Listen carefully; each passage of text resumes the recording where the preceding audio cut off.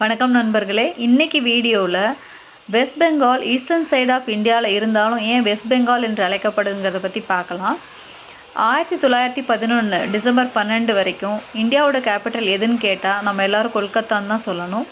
ஏன்னா 1911 தான் இந்தியாவோட கேபிட்டல் கொல்கத்தாவிலேருந்து டெல்லிக்கு மாற்றப்பட்டது. அதன் பின்னணி ஆங்கிலேயர்களின் வசதிக்காகவும் வர்த்தக வசதிக்காகவும் கொல்கத்தாவிலிருந்து டெல்லிக்கு கேபிட்டல் மாற்றப்பட்டது.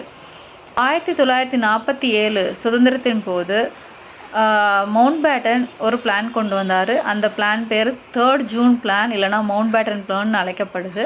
அந்த பிளான் படி இந்தியாவும் பாகிஸ்தானும் வெவ்வேறு நாடுகளாக அறிவிக்கப்பட்டது. அப்போ வெஸ்ட் பெங்கால் ஈஸ்ட் பெங்கால்னு தனியாக கிடையாது. பீகார், பெங்கால், ஒரிசா இதெல்லாம் ஒரே ப்ராவின்ஸாக தான் இருந்தது. ஆங்கிலேயர்களின் ஆட்சியில் பிரிக்கப்படும் போது ரிலீஜியன் அடிப்படையில் வெஸ்ட் பெங்கால் ஈஸ்ட் பெங்கால் ரெண்டாக பிரிக்கப்பட்டு வெஸ்ட் பெங்கால் இந்தியாவுக்காகவும் ஈஸ்ட் பெங்கால் பாகிஸ்தானுக்காகவும் நியமிக்கப்பட்டது.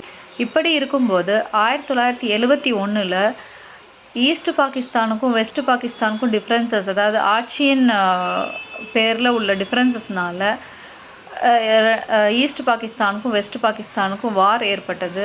அதுதான் பங்களாதேஷ் லிபரேஷன் வார். அது 1971 நடந்தது. அப்போ இந்தியா ஈஸ்ட் பாகிஸ்தான், அதாவது இப்போ இருக்க பங்களாதேஷ்க்கு சப்போர்ட் பண்ணி அவங்களோட விடுதலைக்கு தனி நாடாக அறிவிக்க உதவியாக இருந்தது. அப்போ தான் ஈஸ்ட் பாகிஸ்தான் பங்களாதேஷ் என்ற ஒரு தனி நாடாக உருவானது.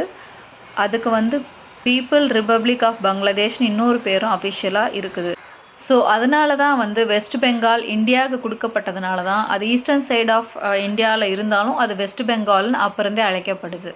இன்றைக்கி இன்ஃபர்மேஷன் உங்களுக்கு பிடிச்சிருக்குன்னு நினைக்கிறேன். இதே மாதிரி இன்ட்ரெஸ்டிங் இன்ஃபர்மேஷனோட உங்களை மீண்டும் சந்திக்கும் வரை உங்களிடமிருந்து விடைபெறுவது வாகை விஜி.